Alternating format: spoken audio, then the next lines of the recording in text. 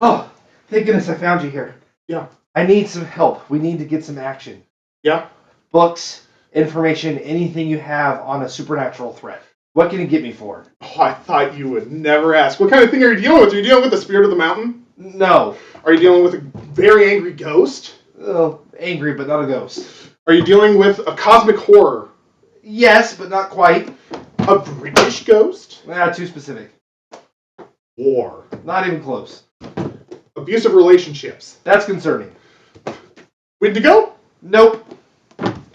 Terrorism. Not quite. Demons. We're getting closer. Trauma. I'll take that for later. Loneliness? No. Are you sure? What kind of books are you into? Trash. I am so sorry for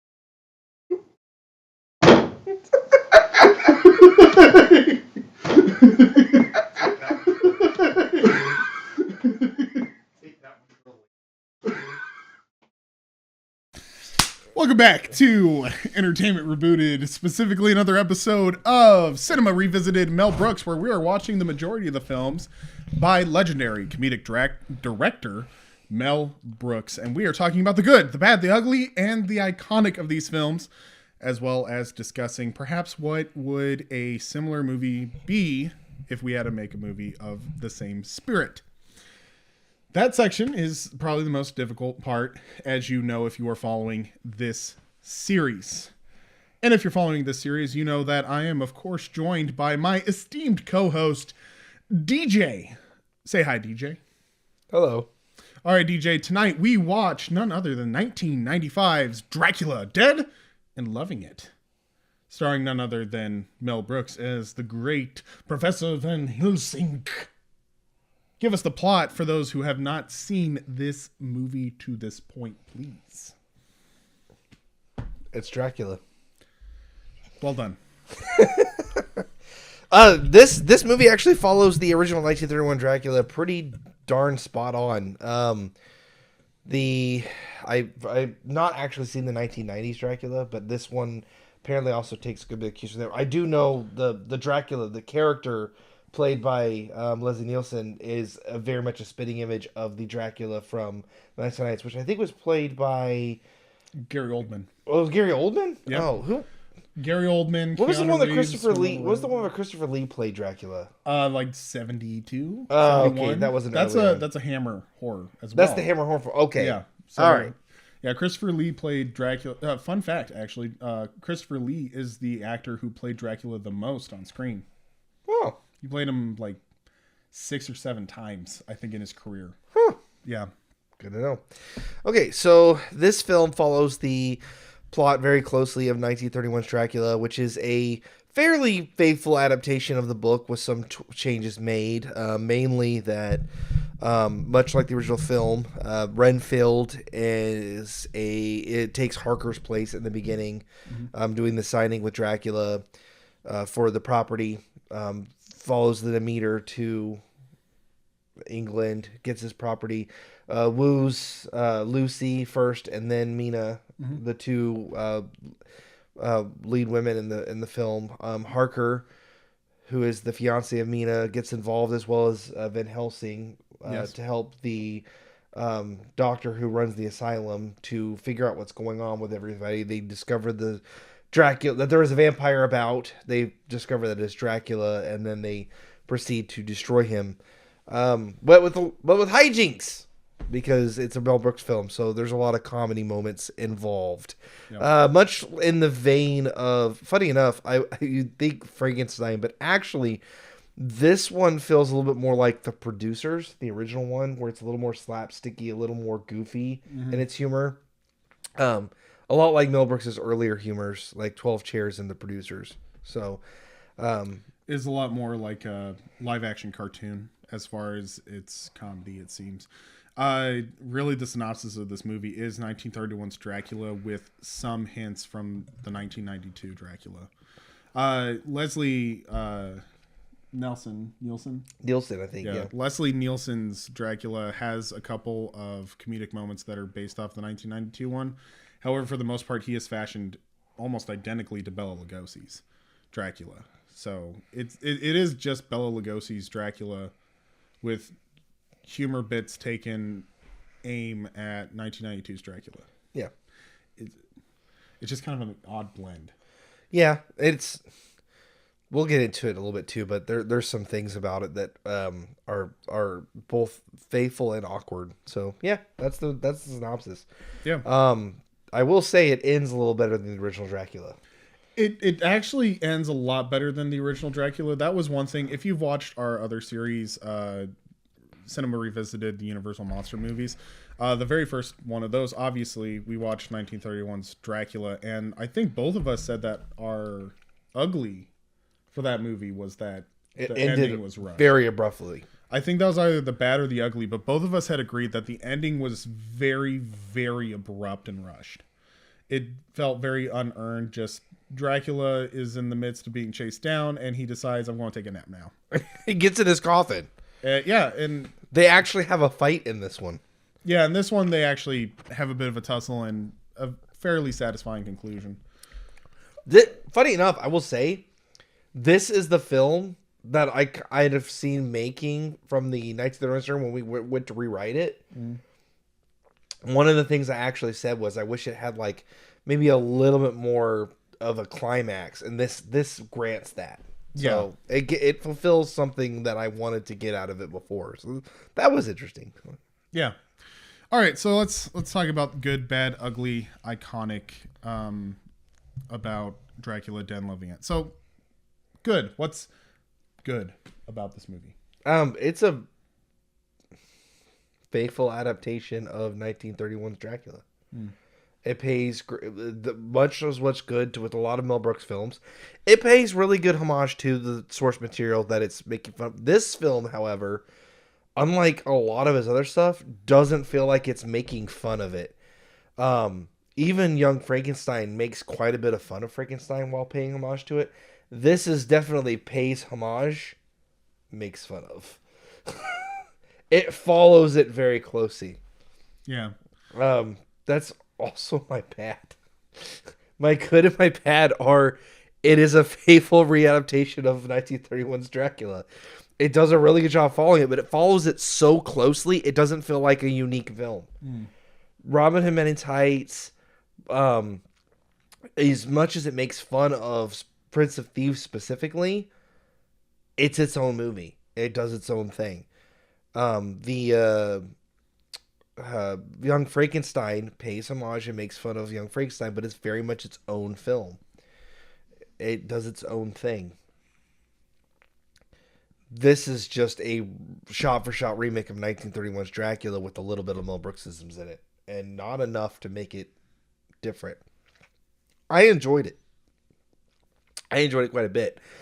But having recently seen in the last year 1931's Dracula actually makes it a little harder to watch because I'm just watching the same film. It's actually almost 2 years at this point that we've seen it. Yeah, but it's like, it's crazy. But it's recent enough that it doesn't feel unique enough of a film that I could watch a lot of other Mel Brooks films back to back with the films he makes fun of. This one, if I watched them right in a row, I'd be like, this is the same movie.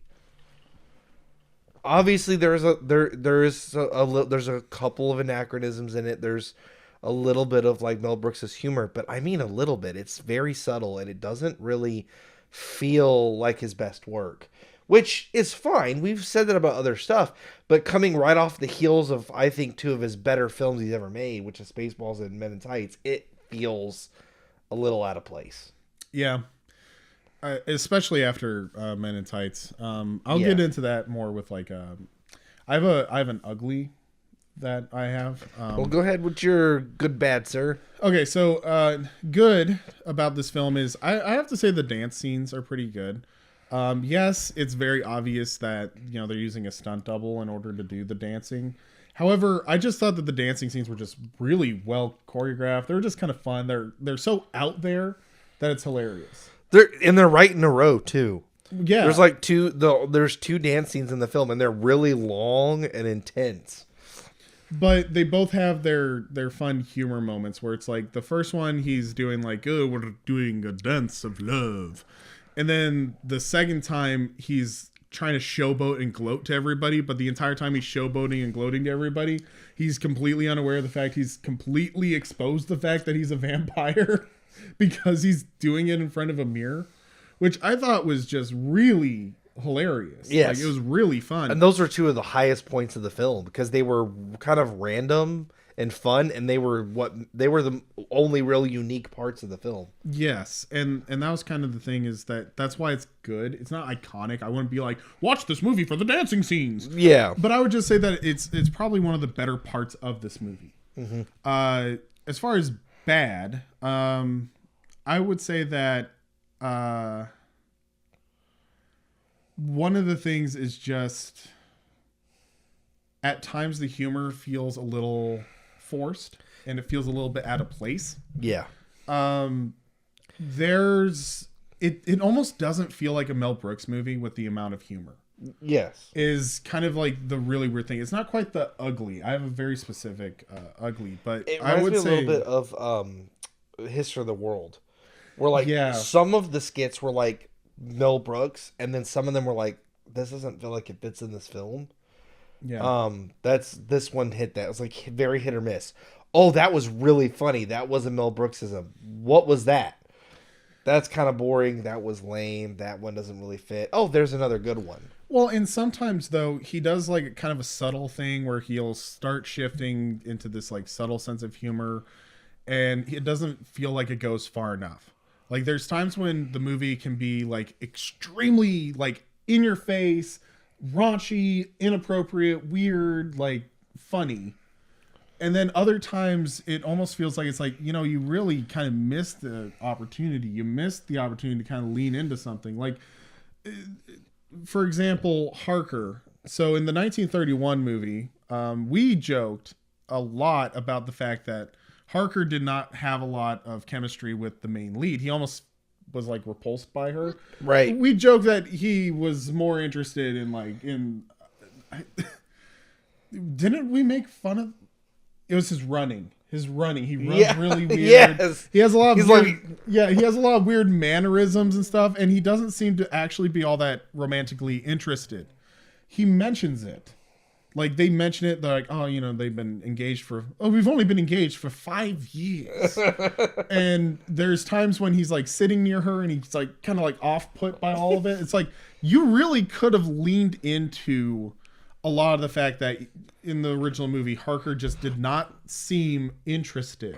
That I didn't actually catch that, but that's a good point. I wonder if that was actually Mel Brooks's point, is that in the original film there was like zero chemistry between them, so he was making fun of that in this film. But he didn't go far enough. Right? He didn't quite push it hard enough for me to think that was on purpose. I didn't catch that. Yeah. But now that you mention it after the fact, I'm looking back going, all right. Yeah, that makes sense. He was making fun of the fact that they had zero chemistry in the original film. Exactly. He's like, I've always liked me. He's like, Lucy, I'm British. Like, I can't. I'm British. I can't have passion. Right, and there's a lot of these little humor moments, and it's like when I think he really should have gone after it. He doesn't. But sometimes he goes after something and it's like, okay, it's getting a little tired. It's getting a little out there. It's just the humor boring. It gets boring. It gets boring. The humor's inconsistent. Yes. That's the bad. The it bad gets boring. The humor's inconsistent. There's a few parts in it where it starts to slow down and gets really boring, and then it gets really interesting again. The beginning actually starts really strong and it ends really strong, but there's a good chunk in the middle where it waves quite a bit. Yeah, exactly. So it gets lost in translation. I would say the bad's that the humor's inconsistent. I have my ugly. Go for it. Okay. The ugly for this film, kind of going on with the humor being inconsistent. The ugly about this film, the thing that I think really derails the movie for the most part, is this is coming immediately off of Robin Hood Men in Tights, where he's making fun of Robin Hood Prince of Thieves, and he's making a better Robin Hood movie. So he's making Robin Hood Prince of Thieves very heavily, but then he's making a classic Robin Hood movie on top of it. And yes, it is the better film. Yes. This movie he released it as a bit of a response to 1992's Dracula, which was a fairly popular. I know that it's become very popular. It's like a cult classic movie now. I mean, cinema nerds, it's actually really fantastic film cinematography wise. They did a lot of really cool tricks. But the ugly about this movie is that this movie released after 1992's Dracula. However, it is making fun of 1931's Dracula almost exclusively.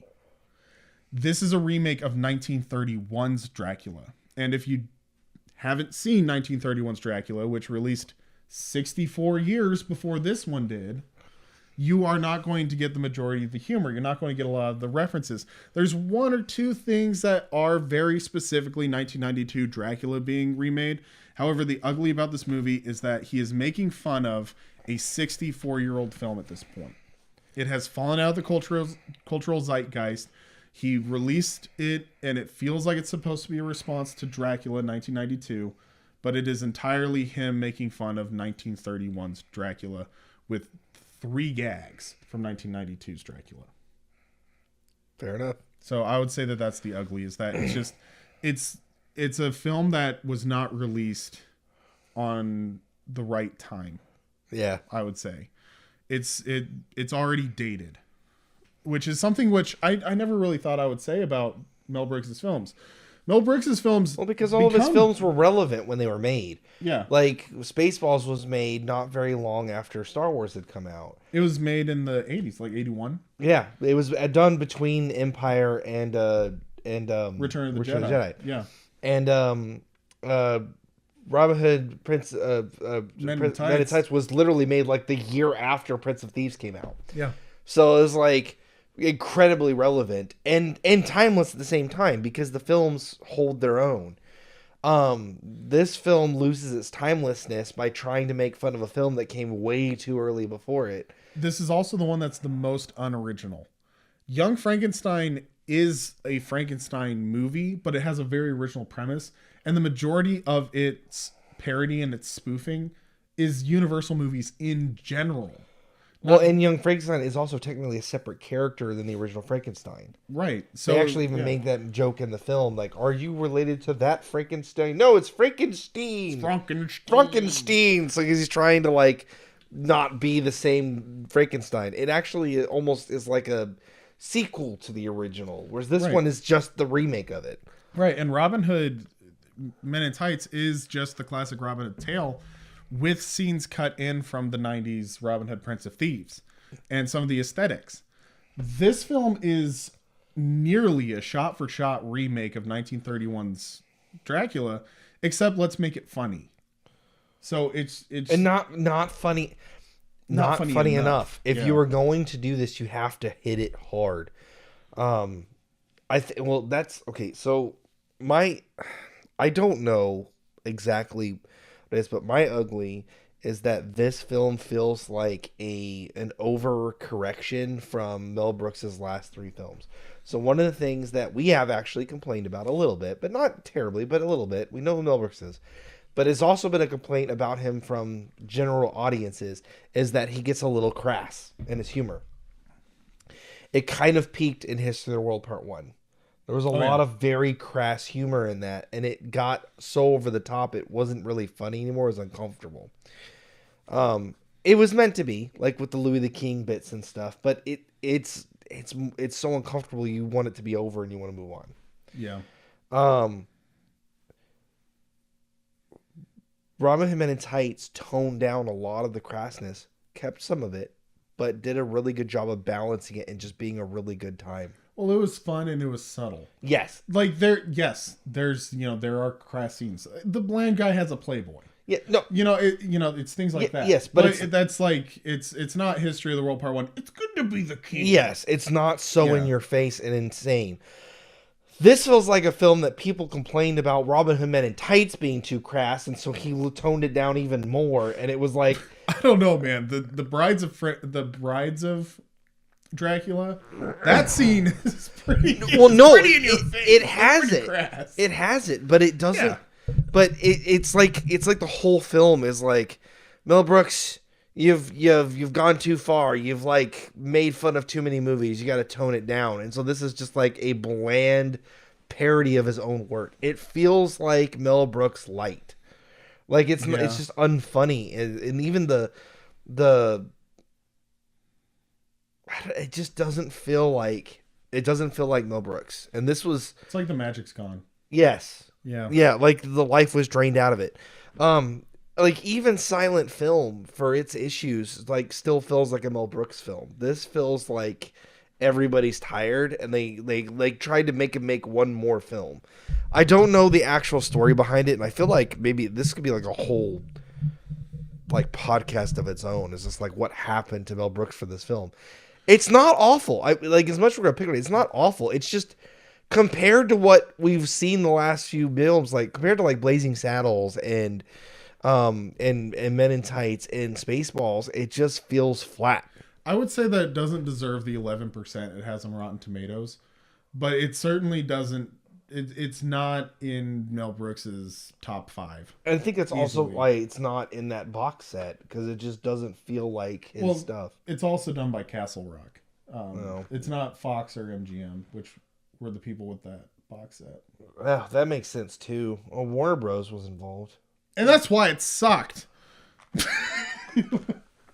It's just like I said, it's not terrible. It's just It's it comes off a high, and it's not the film's fault. Like it comes, well, I mean technically it is, because they knew what they had to follow, but it comes after some of his best work, and it just kind of doesn't. I didn't expect it to meet it. I just expected it not to fall that short of it. Yeah. That's how I'll put it.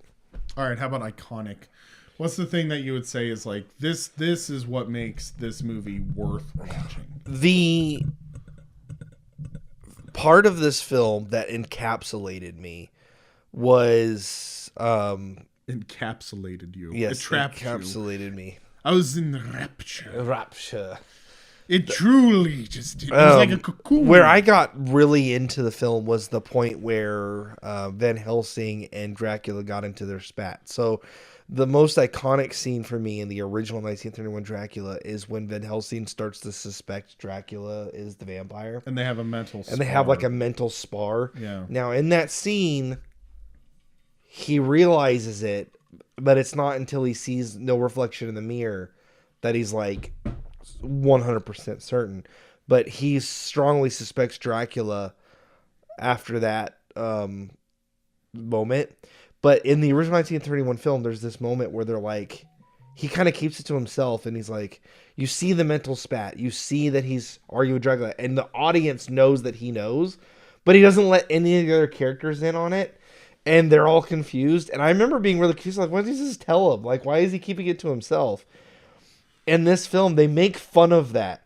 Yeah. So their mental battle is actually them trying to have the last word. So they have this great spat, just like the original, where they're speaking different languages, they're speaking philosophy to each other, and Van Helsing starts recounting things in Dracula's original old language. Yeah. And he regales tales about Vlad the Impaler and the history of the Dracula lore, which is really good and reminiscent of the original film.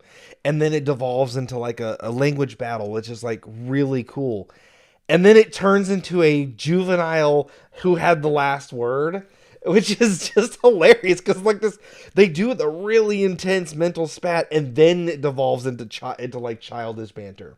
It doesn't just do the childish banter. I think that's actually what sets this film apart. We've talked about this quite a bit throughout this whole thing, but that was intelligently done humor mixed in with the lore. The rest of the film falls short of that. It doesn't manage to capture that original intensity that the original film had and the humor at the same time very often. And that moment, it does it really solid. And it was just an iconic scene, paying homage to one of my favorite scenes in cinema, is that mental battle. But then still got that Mel Brooks jabby humor into it. And then and then at the end of it, he goes, do you suspect Dracula? He's like, maybe, yes, no, maybe, but no, but maybe, but no, but maybe a theory, but I have a theory about the yes or the no. And I was like, that's exactly what it felt like in the 1931 film, because they asked him about it and he kind of like blew him off. And you're just like, well, give him an answer. Do you think that he is the vampire? It is possible. But that also goes back to your ugly, where it's like, if you don't know that reference, that whole scene means nothing. Yeah. Now, I have not seen 1990s. Have you seen the 92 Dracula? I saw it when I was a teenager. Okay. It's been a while. I don't know if they followed that Van Helsing plot from the original, but in the 1931, that was a major point in plot failure right there. And man, it was just great, like seeing that done with some justice. If I remember right, they do. So Van Helsing in 92 was Anthony Hopkins. Oh, Anthony Hopkins, okay. Yeah, so they do have a couple where they kind of like they have like a bit of a spar. It's so 92 Dracula is really almost like scene for scene, shot for shot the book. So that's why part of it was really off-putting, I think, for a lot of audiences, because they were expecting like a Bela Lugosi suave Dracula. But it was the more menacing. He shows up as very it's very gothic. He's very off-putting just in general. The fact that like the Nosferatu version, yeah. Yeah, it's a lot like that. He does eventually become pretty suave. I'm surprised that they didn't make fun of when he becomes suave, because he became very steampunk, like 90s steampunk suave. Gotcha. That could have been something, and that's part of the ugly. Like I said, is that there's a lot of material with the 92 one that it's odd that he chose to make like a shot for shot for the 31 movie. Well, or if you're gonna do it, just go all the way and hit it hard. I enjoyed those parts, but it would have been nice to see more of the newer one in it. I will also say, along with that iconic scene, this movie gave a much better ending than the original 1931 one. With actually some really clever humor where he gets killed by Renfield accidentally. That was also really fun. Yeah. What about you? Iconic, like what I would say is like, if somebody is going to watch this, what makes it worth it? I'm not a fan of this one. I'll be honest. I'm not a huge fan of this movie. There's not really a part in it that stands out where I'm just like, yes, this is good cinema. This is a good film. This is a good shot. It's like, I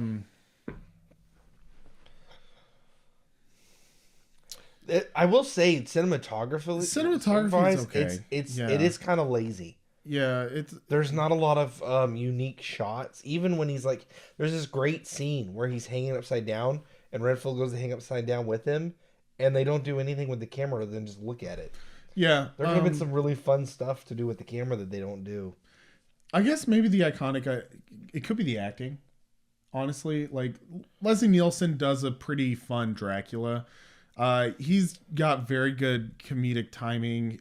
He's a fantastic comedic actor. He does a fairly convincing Dracula. There's a lot of like little subtle humor that's put into it. The actress who plays Nina, with the whole like when she's talking and she's Jonathan, like just drops the voice suddenly. It's things like that. Mel Brooks as Dr. Van Helsing, actually one of his better roles. He did. Yeah, well, he was really good as Van Helsing. He did very, and you can well tell Van Helsing. He very much admired that character because he gave it a lot of love. Yeah, Dr. Seward, played by, I always want to call him Hedley Lamar, but that actor, he plays a very good, he's like the side character, but he does it very well. That kind of goes along with your ugly and your bad a little bit. I think that's part of the problem. They acted those characters so much like the originals. Well, right, and they act well. Yeah, they do a really good job of emulating the original material so well that it doesn't feel unique from the original material. Well, that too, but also just the fact that they acted so well. Even the actor who played Jonathan plays Jonathan very well. Yes. It's a lot, and they do subtle very well. Renfield, that's great casting. Like, he plays his part very well. Even the beginning scene so reminiscent of 1931 when he shows up. So it's like the iconic of it is literally like the acting is so good, but the issue is that the iconic makes the ugly so much more apparent because it's like the script lacks. This movie is not good. It's the same, but it's acted well. The movie's not good. The story's not good. The scripting's not that great. Even the dialogue isn't that well put together, but the acting is so great that it almost like overemphasizes how bad the actual script is. It feels, I think it just feels so coarse because it's so it's not unique. It doesn't do anything different. I would say if I had watched the 1992 film and then watched this as the parody of that, maybe I'd feel differently. Because if you've never watched the 1931 one, those would all be unique scenes, and that would all be interesting. Oh my gosh, this is really cool. Because you've never seen the 1931 one, you don't know what you have to compare it to. But I have seen it, and this is the same movie. Well, I also think that if you watch... So if you don't know 1931's, it's going to make it even worse, I think. Because 1992's is so much closer to the book.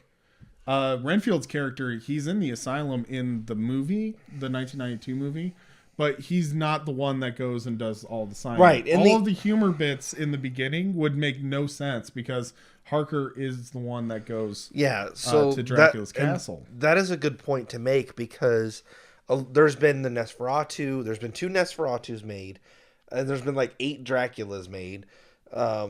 There's been more than that, but of the original story, like the original story made. There have been so many movies. Yeah. Dracula is the most. He is the character that shows up in film the most. That's actually like.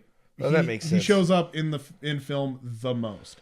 The second most is Holmes, Sherlock Holmes. So if you think about that, then like there are some important things to take away. The book. Harker is the one who goes to do the signing. Renfield's always in the asylum the entire time. He's just a crazy asylum seeker who's serving Dracula abroad. In fact, he's the one that gives Dracula the idea to go to England, I believe, in the book. He's like he communicates with him psychically, and he's like, "There's lots of people here you can eat. Come here." But and then the Nosferatu kind of gets that pretty well with the one who sends the Harker character being the one that's in the asylum, but he doesn't actually go. A lot of the original 1931 film and this one and many others have Renfield be the one to go to Dracula, and Harker is a character who's always in England and he's always near his fiance every single time. Well, yes, Jonathan That's and consistent. Nina are the main. They're the right, main but characters. their relationship with Dracula changes a lot. The book has another main difference between the book and the film of most of the film versions is that Harker barely escapes life in Dracula's castle and ends up in Budapest, and Mina comes to nurture him back to health before they come to the final confrontation with Dracula. And then the last major change is that in the book, they chase Dracula back to Transylvania, whereas the films almost always end in England. No, in the book, they kill him in Carfax Abbey. No, they chase him back to... They chase him back. I'm telling you, in the book, they chase him back. I remember him dying in the basement of Carfax Abbey in the book. Nope, they chase him back to his castle, and they kill him in Transylvania or Romania. But there's other than that, they tend to follow the plot pretty well. Like Dracula comes to England, the Demeter's always there. There's always these consistencies that are always there.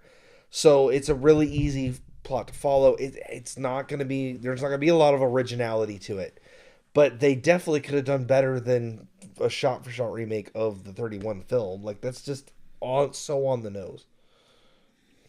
You looking it up now? I have to know. I'm telling you, they chase him back. No, it's funny because both the vampire hunters, including Jonathan Harker, Quincy Morris, and Van Helsing, finally destroy Dracula by decapitating him and stabbing him in the heart, causing him to crumble to dust, thus freeing Mina from his control and ending his reign of terror. Yes, that's how they killed him. After tracking Dracula to his castle in Transylvania. Yeah, it happens at the very end of the book though, because they almost get him, and then he runs, and then it skips to them killing him. I think it happens really fast. But wait, hold up. It's giving me...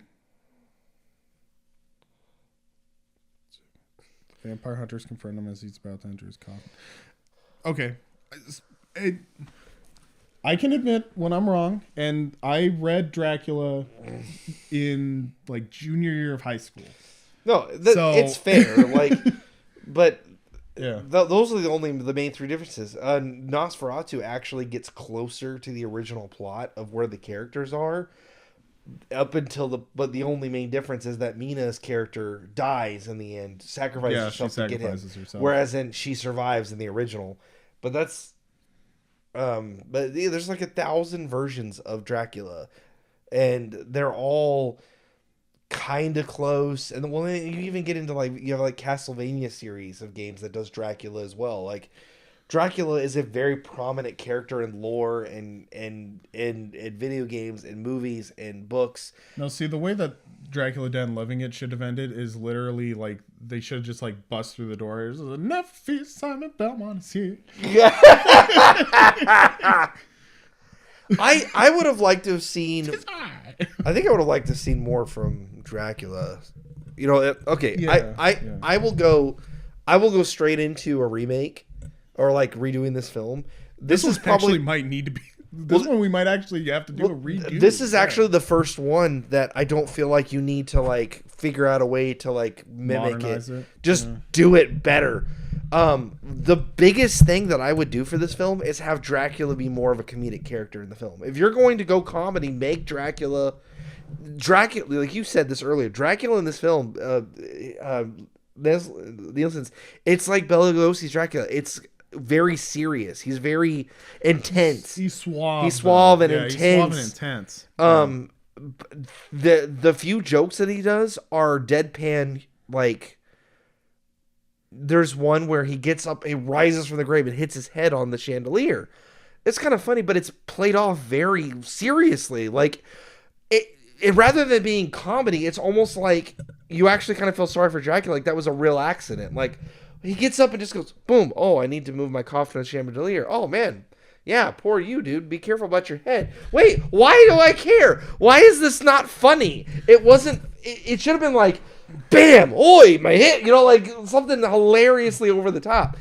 Well, but it was so subtle of humor. It didn't, and then fall back in. Yes. Like that would have been one thing. But we didn't laugh. He got up and hit his head, and we were like, "Oh man, that hurt." You know? Well, no, I think I laughed. The issue I had with that joke was the fact that it went too long. The joke he hits his head.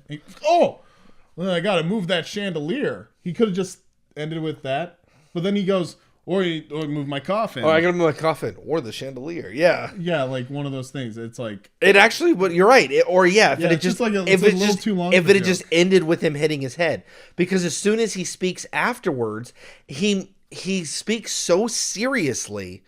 He's like, "Oi, my head," you know, like a jokingly. No, he literally gets up, hits his head, and goes, "Oh, I need to move my coffin with the chandelier." That is a very reasonable take for that. Oh, I put my coffin too close to the chandelier. Whoopsie doodle. I need to move it. He says it so seriously. It's like if in real life, where like you trip over a chair and go, "Oh, my toe. I need to make sure to fix that chair later." That's not humorous. That's just a statement of fact. Yeah. That's how it comes across. It's so blatant, the statement, that it ruins the humor that came right before it.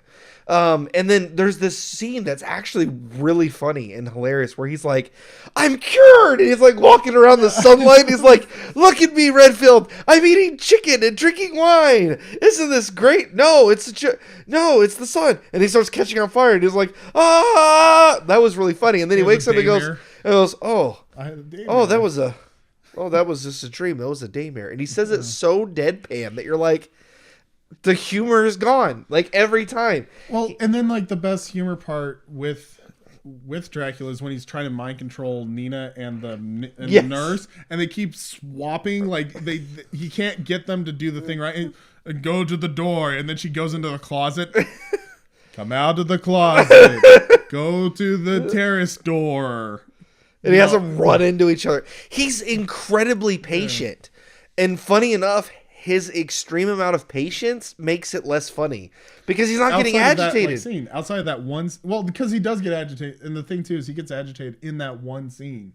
And just turn out the lights. I'm going to go in myself.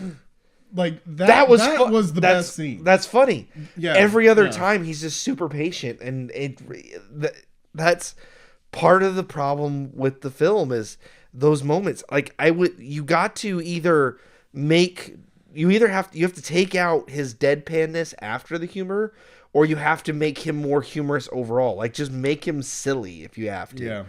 Yeah. You can make a serious character funny, but the joke has to be he's the only serious character in the film. Dracula's not serious the whole time. He has jokes and silly parts, but every time he has one, it becomes across as he sucks the humor out of it immediately afterwards.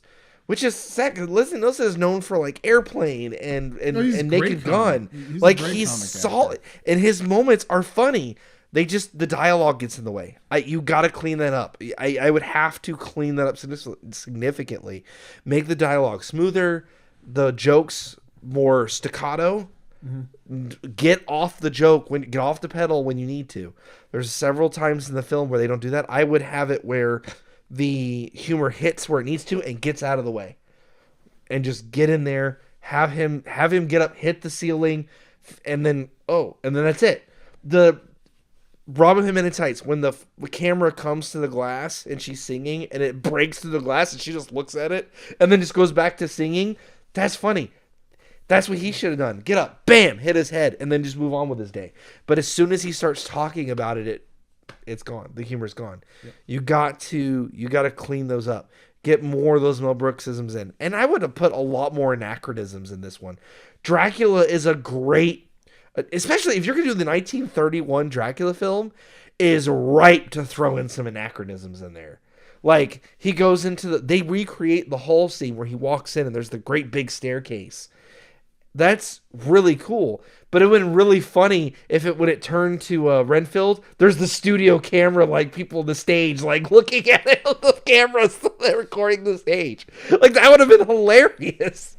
That's the kind of stuff you need to do. If you're going to do 1931's film, comedy and original, chock it full of anachronisms. I think that's what did Blazing Saddles so well, because it didn't do a specific film. It did a very large popular genre, spaghetti western specifically.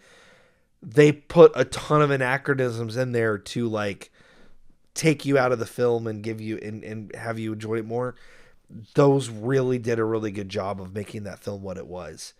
And I really think that's what I would do for this one.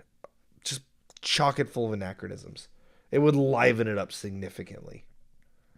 Especially for such an old film. That'd be really fun to be like, not only is it taking place in the 1800s, but the film was written in 1931. Like, go ham with that. It's fair.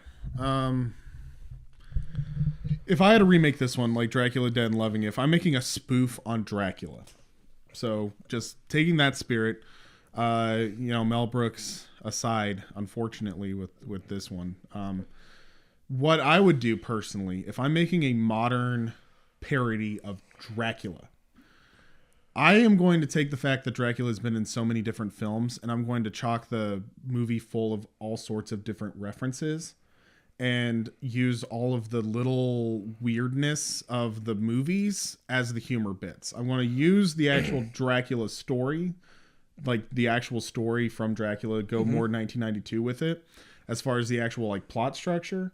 And whenever there's like a weird anachronism of some sort, it's just going to kind of show up, where it's like Harker's going to show up at Dracula's and then Renfield's going to be there already, kind of thing. It would be something like that, where that he literally would be shows hilarious. up. Because that's in the book, Harker does show up.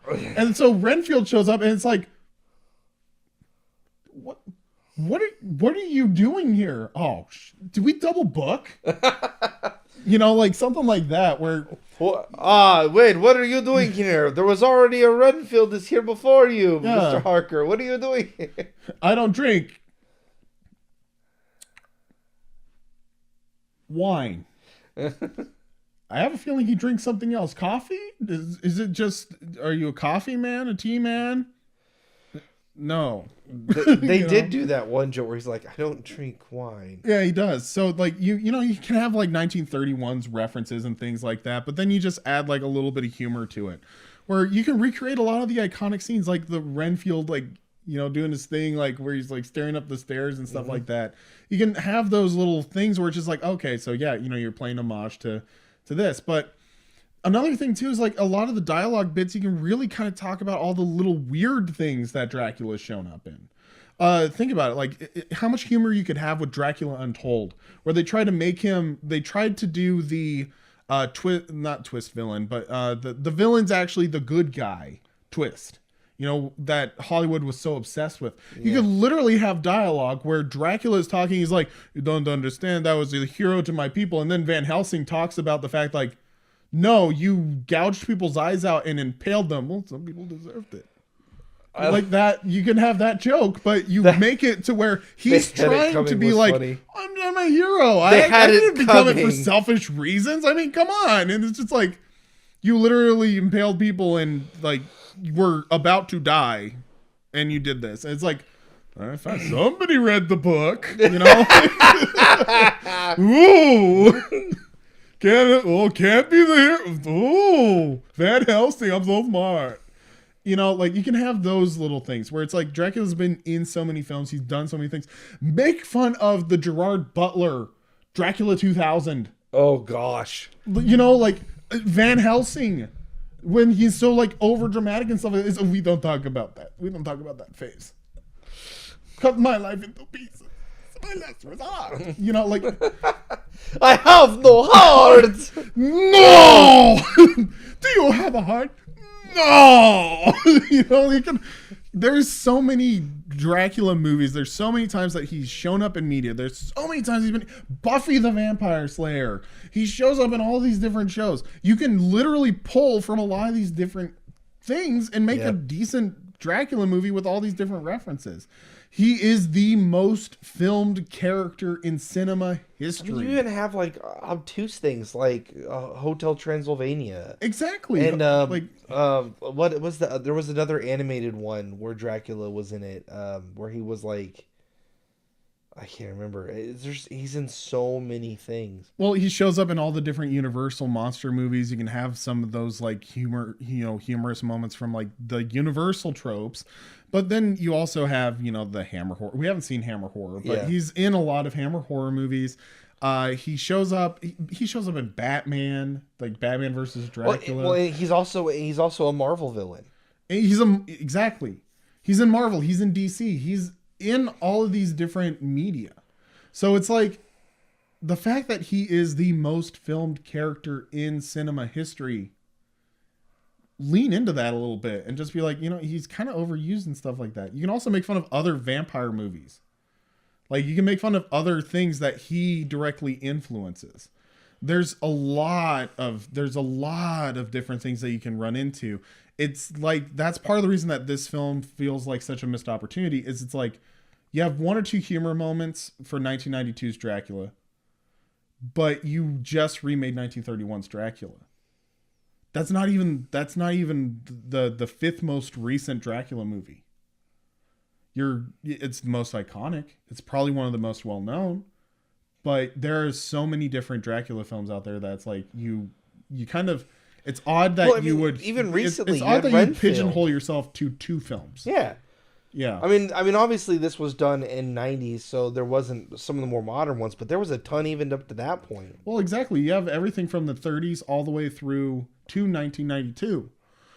You've got all the movies from the 70s. I mean, Buffy the Vampire Slayer was 90. It ended in 2004. It ran for 7 seasons. Yeah, it would have been after this. Okay, so 94. Yeah. But the movie, Buffy the Vampire Slayer, the movie was 92. Yeah, but I don't think Dracula was in the movie, though. Well, that's fair. She was just hunting down vampires. But, you know, like, that's still a reference. That's still something that you could have drawn a little bit from. There's a lot. Well, even up to that point, you had... well, you have, like, 6 Universal movies. Yep, and both Marvel and DC had done their iterations of him. I think Dracula is in Spawn, but I can't remember if he's in Spawn or not, or if that's a different character. I think Spawn became popular like 97. It was around, but yeah, there's so many things that referenced him. To be fair, comic wise, at that point, Dracula would have been more scarce, but he did exist. Well, and there's many movies. But films and books, a lot of books reference him. Even like, I mean, this is like parodies that have Dracula in him, or books that reference Dracula. There was a ton of them. A lot of vampire books that had Dracula referenced, either if he wasn't in it, at least referenced, oh, Dracula was the first vampire, or Dracula was the most powerful vampire. You had the Castlevania games that definitely existed at this point, where Dracula was a main featured, and Alucard, his son. Like, those are major, like... And that is, like, very, like, we can admit that, like, video games and comic books and stuff like that are, like, very deep nerd culture, but for somebody who is so into cinema as Mel Brooks... It seems odd that he only chose 2 movies. That's what I'm saying. Like, yes, it's just you pick 2 movies out of thousands of media. Yeah. And if there was any other references to the rest, they were not strong enough. Now, that having been said, part of the problem is, and this is where I was going to before, is a lot of the vampire films, and especially Dracula in general, don't really vary very much in plot. But that's not an excuse not to make something different, because neither do the Frankenstein films. Well, and also, Young Frankenstein felt different. Well, Young Frankenstein's just a recreation of... it's just another sequel to a Universal Frankenstein. The only thing is that he creates the monster again. He doesn't find the monster. He creates a new one. Yes. But otherwise, it is almost... It is in spirit a sequel to a Frankenstein movie, a Universal Frankenstein movie. That's the thing. I think that with a modern audience, also with the fact that, vampires, I'm not a huge fan of vampires. I think they're overdone. But because they're overdone, there's so much humor that you could do with that. There's so many things you can do with a vampire. I know what to do for a modern film for this. All right, have it star Renfield instead. And you cast Nicolas Cage as Dracula. Nicolas Cage as Dracula. Make it super gory. Make him and have a scene where it's a shot-for-shot remake of the original 1931 film with Nicolas Cage as Dracula instead. Okay, the beginning of Renfield is gold. The beginning of Renfield is actually like cinema, like... Yes. It is beautiful. Renfield overall is not the greatest of movies. It is a very fun parody. It is a very fun Dracula parody. It's fun, but yes, it's a little over the top. But yes, if I'm doing a Dracula Dead and Loving It thing, I'm taking the fact that he's been in media so much, and I'm going to make fun of all of the different little iterations, all of the different mannerisms. Because sometimes you have like that Van Helsing thing where it's like, what the hell are you doing? What I would do with that is I'd have every time Dracula shows up on screen, he's played by a different actor with a completely different like visage, like manner, everything. Like it's an entirely different, like not just an actor playing him, but it's an entirely different way to play the character. One scene he's like a monstrous, like mutated mess, and another one he's like really suave, Bela Lugosi, and another one he's the one from Dracula, House of Dracula. Like he's a different guy every time. Well, and that's the thing. One scene is just randomly a woman playing. I mean, shoot, have a scene where he shows up in a tutu. And he's just doing Abigail. Obviously, Abigail's a remake of like Dracula's daughter, but you can still do that. The thing is that it's just as you go throughout the movie, all you have to ask yourself is which iteration of Dracula belongs in this scene the least. Yes, that's all you have to do. Oh, he's trying to woo Nina. The Dracula from Van Helsing shows up. Because he's over dramatic and he's in his emo phase. And then it's like, okay, he shows up to the opera. He's Gerard Butler as like the rock star version. Does not fit the scene. He has the final confrontation, and what does he show up as? He shows up as the emaciated version at the beginning of Dracula 1992. But it's like every time you do get a different act. That's a good gag. You get a different actor to play Dracula, and then it's like, who the hell are you? It's like, you don't recognize your you don't recognize me, Gabriel? You mean Abraham? Oh. Yes.